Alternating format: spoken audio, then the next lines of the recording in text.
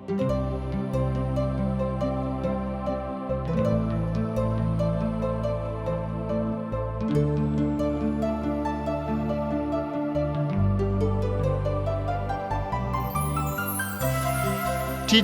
India द्वारा प्रसारित कार्यक्रम जिंदगी की राह में आप सबका हार्दिक स्वागत बा। ई कार्यक्रम बाइबल का विधिवत अध्ययन हवे। हमार ई उद्देश्य है कि आप सब परमेश्वर की इच्छा से अवगत हो जाएं, ताकि ओकरी विरुद्ध क्यों ऐसा काम ना करी कि दंड का भागी होखी। बाइबल सगरी मानव जाति खातिर छुटकारा का संदेश है। कृपा करके देखी सुनी, ताकि परमेश्वर आपकी जिंदगी का रास्ता दिखावे वाला ठहरस। भजन संहिता का परिचय। मूल भाषा इब्रानी में भजन ए संग्रह का नाम हवे। स्तुति गीतन का ई किताब आराधना का किताब है। यूनानी भाषा में एकर जौन शीर्षक हवे ओकर अर्थ है संगीत बजावे वालन की संगे स्तुति गान। ई संग्रह वास्तव में मंदिर की गीतन का पुस्तक हवे। ए भजन का रचयिता अनेक हवे।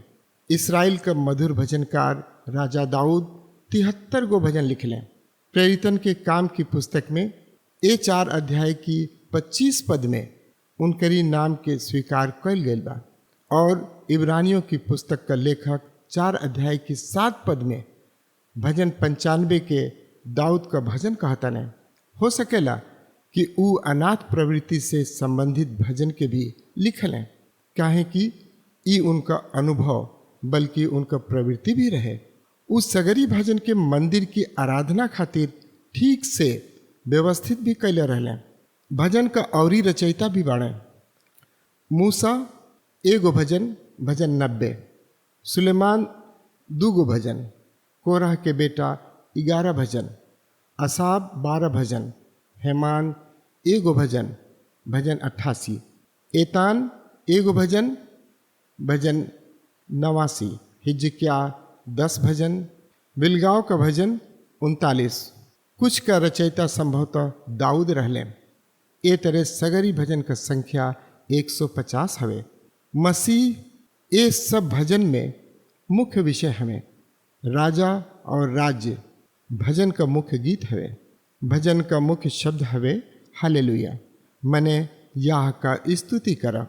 हमारी विचार से भजन 50 और ये भजन 150 मुख्य भजन हवे। भजन 50 असाब का भजन हवे। वो दूसरा सब भजन से ढेर प्रबल हवे। भजन 150 हालेलुया गान हवे, काहे कि ओकरी मात्र 6 गो पद में 13 बेर हालेलुया कहल गईल बा।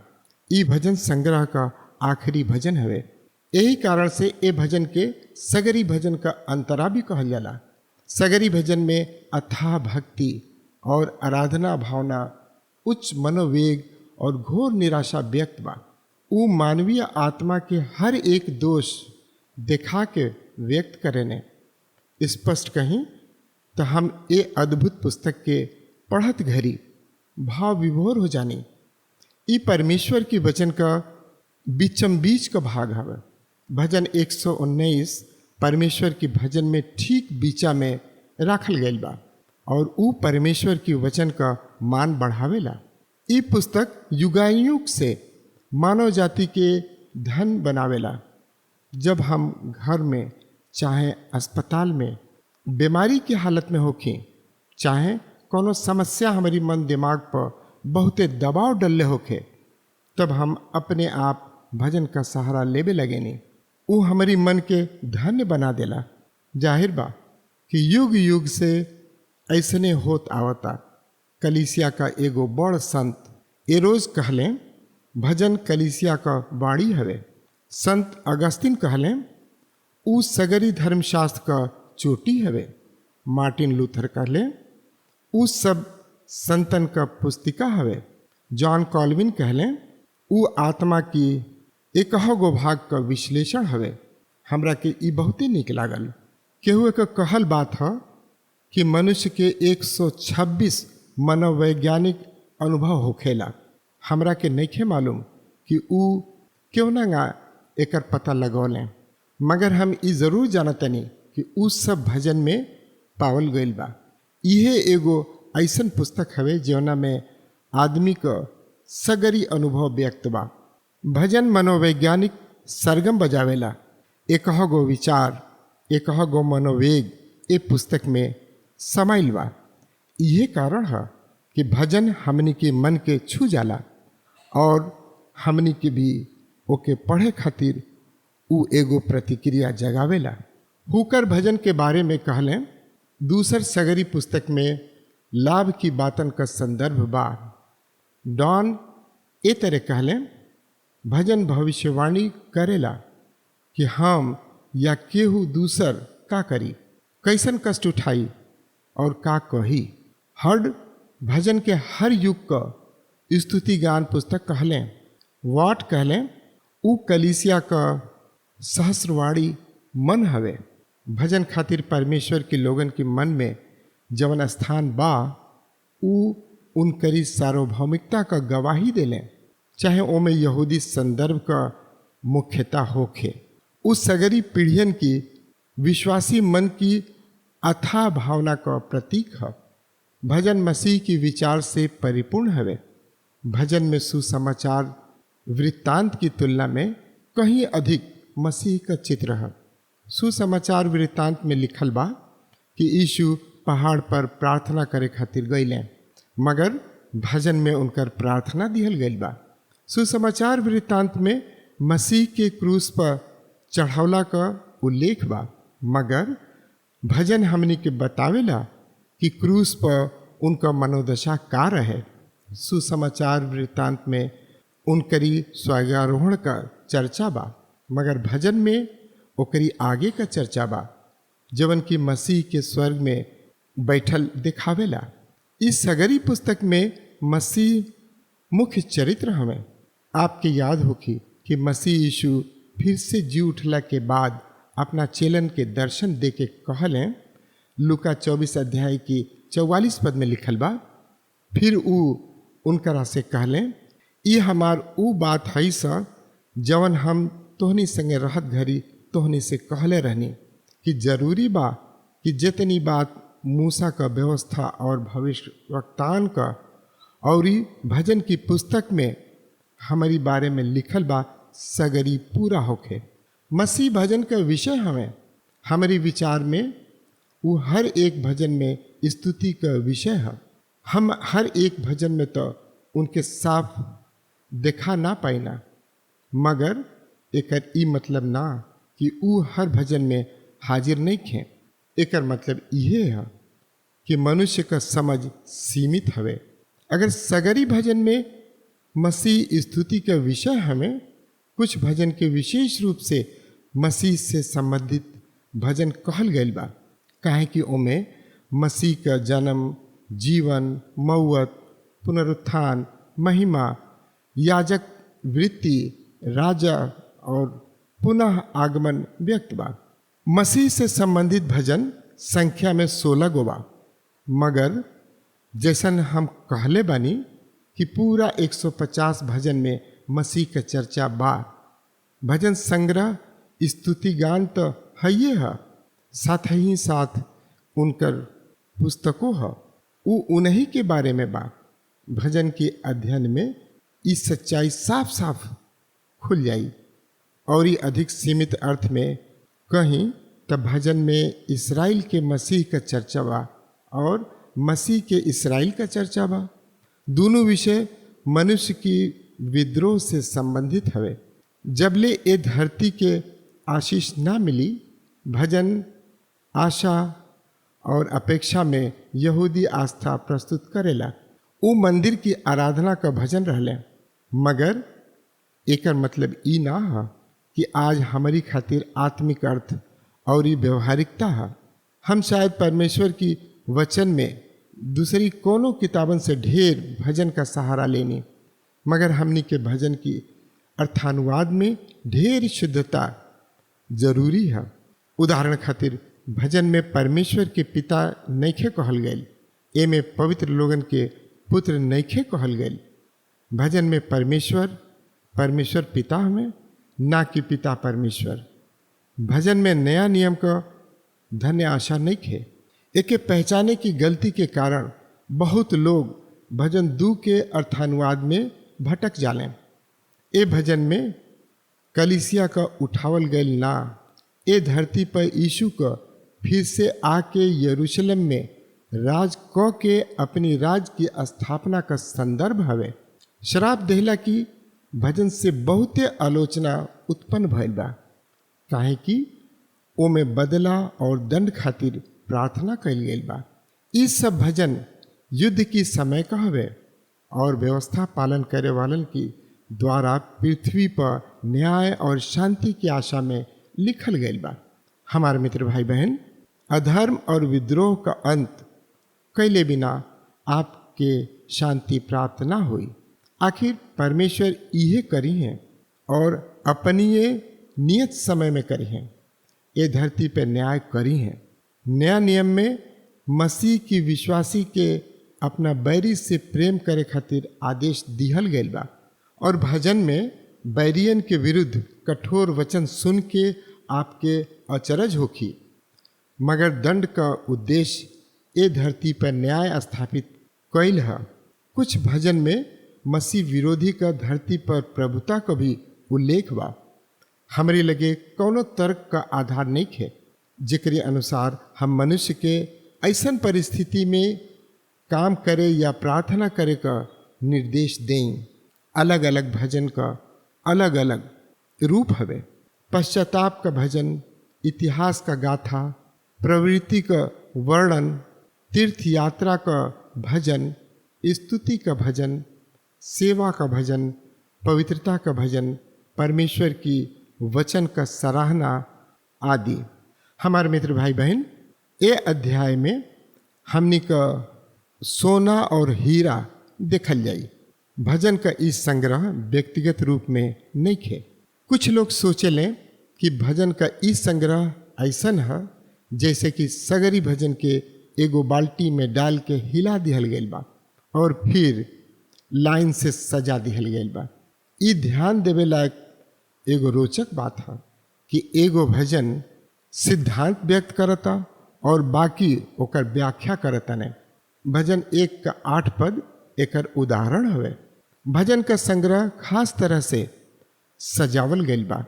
सच्चाई तो ई है कि बरिसा बरिस से देखल गइल बा। भजन का संग्रह मूसा की 5 किताब की जैसे व्यवस्थित कइल गइल बा और वही की समानता में बा।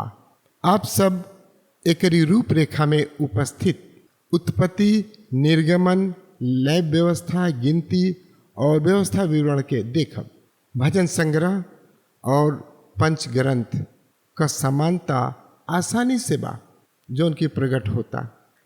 उदाहरण खातिर उत्पत्ति में आप सिद्ध पुरुष के धन्य अवस्था के देखब, जैसन कि पहला भजन में व्यक्त बा। एकरी बाद वही आदमी का पतन और उद्धार बा। भजन 2 में मनुष्य का विद्रोह प्रकट बा। भजन 3 में सिद्ध आदमी का त्याग कइल गइल बा। भजन 4 में हम स्त्री का वंश और सांप में साफ साफ विरोध देखी ना। भजन 5 में सिद्ध पुरुष अपना बैरियन से घेराइल बा। भजन 6 में सिद्ध मनुष्य एड़ी में डसा गइला के कारण प्रताड़ित बा। भजन 7 में हमने के सिद्ध पुरुष के झूठ गवाही से घेराइल पावेनी जा। अंत में भजन 8 में मनुष्य का उद्धार सिर मने मूड़ी कुचला से देखनी जा। भजन 9 से 15 में हमने का बैरी और ख्रिस्त विरोधी का संदर्भ और अंत में मुक्ति देखनी जा। भजन 16 से 41 में हमने के मसीह के उन करीब विश्वासियन के बीच में परमेश्वर खातिर शुद्ध करत देखनी जा। भजन के अध्ययन में हमने का इस सब देखल जाई। नया नियम में पुराना नियम की सगरी संदर्भ में से 116 संदर्भ भजन का हवे। आप सब 150 आत्मिक गति देखनी जीवन की निसंदेह क्यों संगीत से संवारल गयल रहे। ई एगो ऐसन पुस्तक हवे जौना के हमनी के मन में गीत पैदा कईल जरूरी है। भजन 1 विषय 2 मनुष्य 2 भाग 2 गो ठिकाना। ई भजन उत्पत्ति का अध्ययन चालू करेला। ई भौतिक संसार की जगह मनुष्य से चालू होता। ई भजन एगो धन्य आदमी या आनंदित आदमी के बारे में कहेला। एमे धन्य आदमी का तुलना एगो अधर्मी से कइल गेल बा। ई मसीह आखिरी आदम का चित्रण हवे। उ धर्मी पापियन और ठट्ठा करे वालन के बीचा में ठाड़ बाने। हमनी के कबो कबो प्रभु के एगो दुखी आदमी माने नहीं जा, जवन की दुख में घेराइल बा। ई साच है कि यशाया उनका के दुखी आदमी कहले, मगर आप आगे काहे न पढ़ी नहीं। यशाया में ही आप सब देखब कि उनका आपन दुख और दर्द ना रहे। यशाया 53:4 में लिखल बा, निश्चित रूप से वो हमनी की रोगन के सही लेलन, तब वो हमनी का उनका के परमेश्वर का मारल कुटल और दुर्दशा में पड़ल समझ नहीं जा। उ हमनी का दुख रहे, उनका ना जेके उ उठावत रहने। उ तो एगो आनंदित मसीह रहले। यह उनका चित्र हवे। धन्य पुरुष का व्यवहार। भजन 1 अध्याय की पहला पद में लिखल बा, काहे धन्य हमें उ पुरुष जवन दुष्टन की युक्ति पर ना चले लें और ना पापियन की डगर में ठाड़ हो लें और न ठट्ठा करे वालन की मंडली में बैठे लें। उ पुरुष जवन ई सब करेला उ आनंद से ना रहेला। उ 3 स्तर से गुजरेला। उ दुष्टन के संगति करेला, उ पापियन के साथे खड़ा होला और उ ठट्ठा करे वालन के साथ देला। धन्य पुरुष अधर्मियन की युक्ति के ना मानेला। यहाँ युक्ति मतलब ई हवे कि उनका सुझाव, उनकर बात ना मानेला। का आप कबो ध्यान देले बनी कि मसीह यीशु तो अपने निर्णय लेते रहले, अपन तर्क और बुद्धि को उपयोग ना करत रहले। उनका हर काम परमेश्वर की इच्छा के अनुसार होकत रहे। वो अपना चेलन से कब्बो ना कहले, आवसा हमने का गलील के फिर से जाता नहीं जा, हम तोहरा से ढेर समझ रखे नहीं और हमारी विचार में हमने के यह करे के चाहिए, यह हमारी समझ में सब करा ले उचित बा। वो ऐसा कब्बो ना कहले। वो हर घड़ी कहले हम यरूशलेम के जाता नहीं, काहे कि यह हमारी पिता का इच्छा हवे। वो अपनी पिता का इच्छा जाने खातिर प्रार्थना में समय दिले और अपनी पिता की इच्छा के जान के आगे बढ़ लें। केहू की बात के सुनल अलग बात हवे। निमन राय तो भल हवे, मगर अधर्मी का राय कब्बो जिन सुनी। हमनी के विश्वास के आधार पर चले के बा। अधर्मियन का राय मान लिहल विश्वास का जीवन ना है, अधर्मी का जीवन है। अधर्मी वो मनुष्य है जवन परमेश्वर के अपनी जिंदगी में स्थान ना देला। उनका मन में परमेश्वर का डर नहीं खे। उनका जिंदगी ऐसन होखेला जैसे ऊ हइये नहीं खे। आज हमने के चारों ओर ऐसन बहुते लोग बाने, ऊ सवेरे जब जागे ने तो परमेश्वर के धन्यवाद ना देने। ऊ भोजन, जीवन, स्वास्थ्य खातिर परमेश्वर के धन्यवाद ना देले। ऊ बस जियत रहेले। ऊ अधर्मी हमें, उनकी जिंदगी में परमेश्वर का कौनो स्थान नहीं खे। अधर्मी राय दिहले और अब ऊ आदमी पापियन के रास्ता में ठाड़ बा। अब पापी ओके आगे ले चलेला। पाप का मतलब है अपनी लक्ष्य से चूक जाइल, मने जैसन जीवन जिए के चाहिए वैसन ना जियल। नीति वचन 14 अध्याय की 12 पद में लिखल बा, ऐसन रास्ता हवे जवन मनुष्य के ठीक लागेला, मगर ओकरी अंत में मौते मिलेला। और नीति वचन 16 अध्याय की 2 पद में लिखल बा, मनुष्य का सगरी चाल चलन अपनी देखे में पवित्र ठहरेला, मगर यहोवा उनकरी मन के देखे ले। पापी सोचला कि ऊ हर घड़ी सही बा, मगर ऊ सच में पापी हवे। यशाया में परमेश्वर का वचन कहला 55 अध्याय की 7 पद में, दुष्ट अपनी चाल चलन और अनर्थकारी अपन सोच विचार छोड़ के यहोवा की ओर फिरे। और यशाया 53 अध्याय की 6 पद में लिखल बा, हमनी के तो सब का सब भेड़ी की तरह भटक गल रहनी जा, हमनी में से सब केहू आपन आपन रास्ता लिए लें और यहोवा हम सब जना के पाप का गठरी उन्हीं पर लाद दिहलें। परमेश्वर प्रभु यीशु मसीह पर हम सब के पाप का बोझा लाद दिहलें। हमने का सब केहू पापी हमी जा। असली तस्वीर यह है। भजन 1 की दूसरा पद में लिखल बा, मगर ऊ त यहोवा की व्यवस्था से खुश रहेलें और ओकरी व्यवस्था पर रात दिन ध्यान करत रहेलें। आपके स्मरण होखी कि हमार प्रभु यीशु मसीह भूत पकड़ल आदमी से कहलें कि जब दुष्ट आत्मा ओके छोड़ जाला तब ऊ पुरुष अपना जिंदगी के साफ करेला, ऊ ओके शुद्ध क के संवारेला और सोचेला कि अब ओकरी संगे कोनो समस्या नहीं खे। मगर दुष्ट आत्मा अबहिनो ओकर स्वामी बा और जब ऊ भटक भटक के थक जाला तब फिर लौट के आवेला। ओकरी साथे ओहू से बड़ 7 गो दुष्ट आत्मा होली सब और ओकर हालत पहले से और खराब हो जाला। पहला यूहन्ना 5 अध्याय के 3 पद में परमेश्वर का वचन स्पष्ट कहता, परमेश्वर का प्रेम ई हवे कि हम ओकरी आज्ञा के मानी और ओकर आज्ञा कठिन नहीं खे। विश्वासियन खातिर ओकर आज्ञा 10 आज्ञा तक ही सीमित नहीं खे।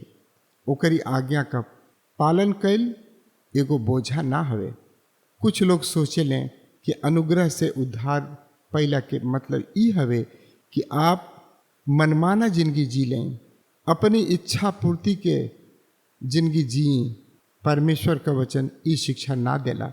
गलातिया प्रदेश की कलीसिया के पौलुस लिखल हैं 5 अध्याय की 13 पद में, हे भाई लोग, तोहन लोग आज़ाद होके खातिर बुलावल गइल बाड़ा जा, मगर ऐसा ना होके कि ई आज़ादी शारीरिक कामन खातिर अवसर बन जाए, बल्कि प्रेम से एक दूसरा का दास बन जा। आज़ादी का मतलब भोग विलास ना है। निसंदेह हमने का उद्धार पावे खातिर 10 आज्ञा पर निर्भर नहीं खी जा, मगर एकर अर्थ ई नहीं खे कि हमने का ओकर उल्लंघन करी जा। हमार मित्र भाई बहन, एकर असली मतलब ई हवे कि हमने का परमेश्वर की व्यवस्था में खरा ना उतरल जाई। परमेश्वर के सिद्धता चाही जीवन की हमनी में कब्बो ना आ पाई।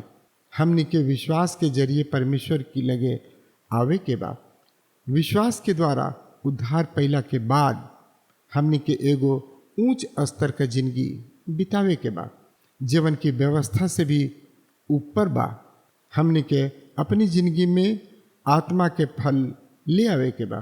प्रेम, आनंद, शांति, धीरज, नम्रता, भलाई, विश्वास योग्यता, दीनता और संयम। हमनी का अनुशासन और मार्गदर्शन अनुग्रह के जरिए ही बा। हमके विश्वास बा कि ई कार्यक्रम आप सब खातिर फायदेमंद सिद्ध भइल हुई। हम चाहतनी कि आप सब अपन अपन आशीष हमरों से बांटी। अगर आप सबके लगे बाइबल से चाहे आपकी निजी जिंदगी से क्यों सवाल होके, चाहे क्यों समस्या खातिर प्रार्थना करावे चाहतनी, तो हमारी फोन नंबर पर जरूर संपर्क करें। परमेश्वर आप सबके बहुत आशीष प्रदान करें और आज का दिन आप खातिर सुखद बनावे।